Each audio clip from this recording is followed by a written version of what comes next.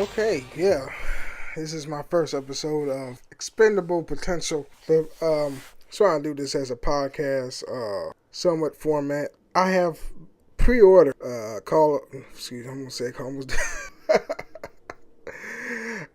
I almost said Call of Duty. Hell no. I pre-ordered God of War, and it comes out April 20th. This is ironic because that's the weed day of America. Everybody smoke weed while they play.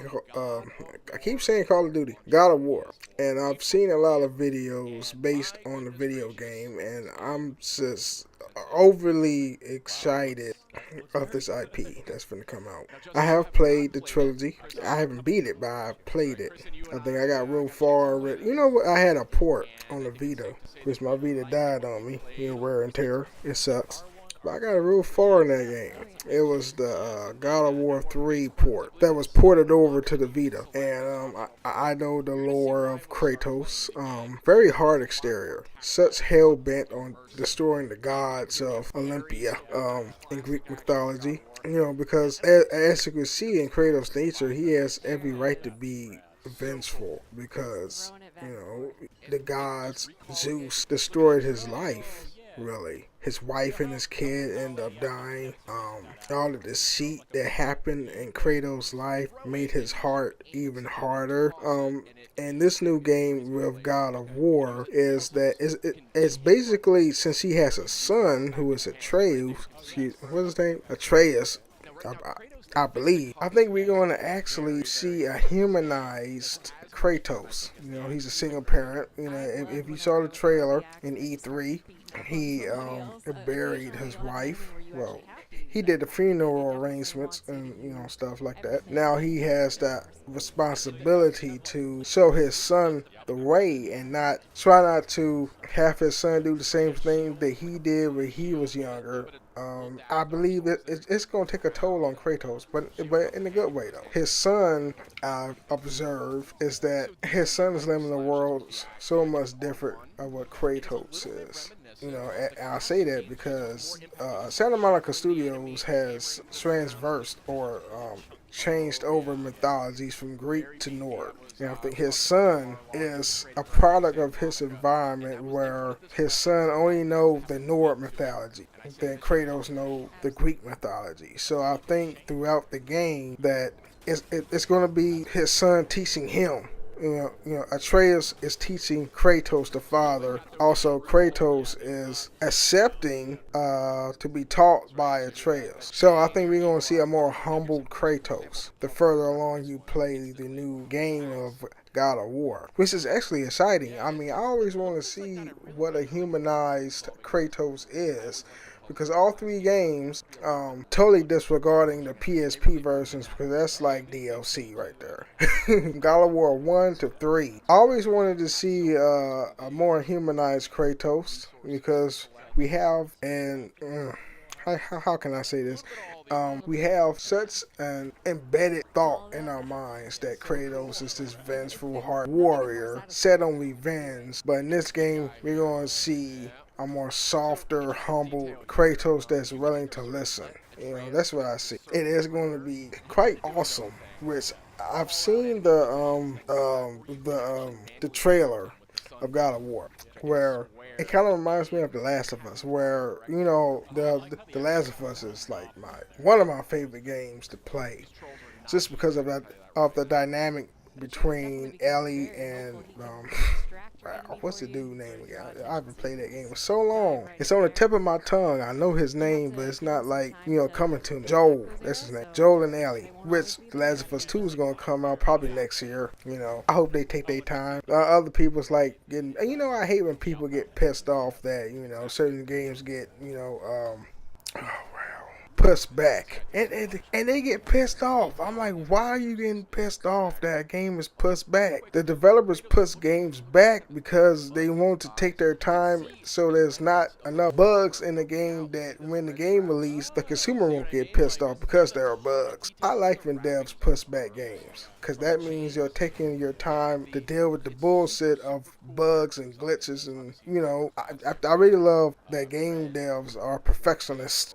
Anyway, I went off subject. Anyway, what I was saying, oh yeah, The Last of Us. The thing is about The Last of Us that is critical with God of War is it has a companion based system that not only focuses on the outworldly appearance of what the game looks and the interaction, but the dynamic between the main character and the co-star. I almost said sidekick though, but now even Ellie, she didn't even have characteristics of a sidekick. She was a co-star. She had some qualities that best suited her, and the whole dynamic between Joel and Ellie, which we're gonna see with Atreus and Kratos.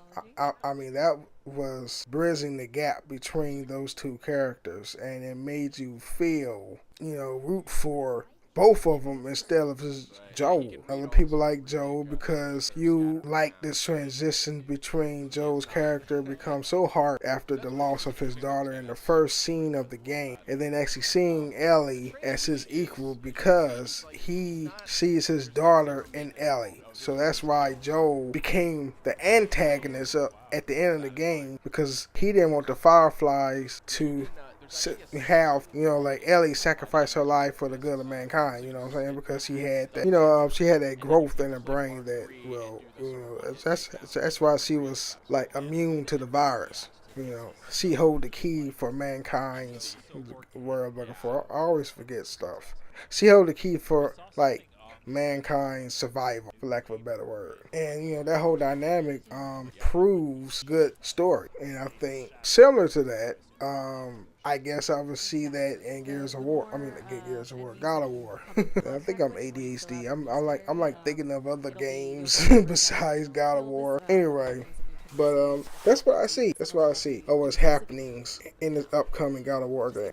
All right, the new actor that plays Kratos. Oh my God, it's you may know him based on his voice or his name. If you are a fan of the Def Jam series, like Vendetta and Fight for New York, or if you're a Stargate fan, he's voiced by Chris Judge. He has a towering voice, that deep, commanding voice. I was younger. He scared the shit out of me. His voice was so deep. It was like he sounded like God, and you never, or whatever. I can't really say that, or even trying to imitate his voice. But Chris Judge, I think, is a good choice for older Kratos.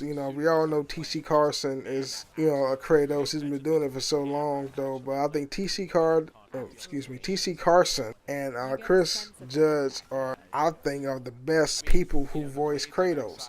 T.C. Carson voiced the young Kratos, the young and vengeful Kratos, where Chris Judge is old Kratos, who is a single father that is about to be humanized by his son. And other people that have kids have told me that when you have kids, you will be humanized if you have a selfish, a hardened personality. Like the thought of you having a kid, a child that that came from you, and it really do humanize you, because you want to set goals for your kids, and you want to try to lead them in a light where you have never focused on before, or you try to not have them repeat the same pattern that you did, which I think that's going to be the focal point between Kratos and Atreus in the new God of War game. But yeah, I'm very excited for Chris Judge.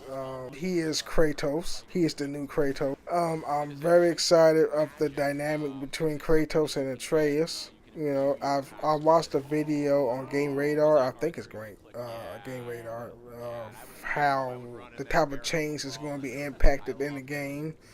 I really love the whole dynamic between, yes, it's a companion-based gameplay, but I think it's going to have so much good, into it. And to refresh the whole franchise, it was a good idea to get out of Greek mythology and go into Nordic mythology, so it can have, or it can open doors to a better experience, because I think the Greek mythology has been so overdone in in the previous past of God of War, or even other games that have the Greek mythology setting, is outplayed.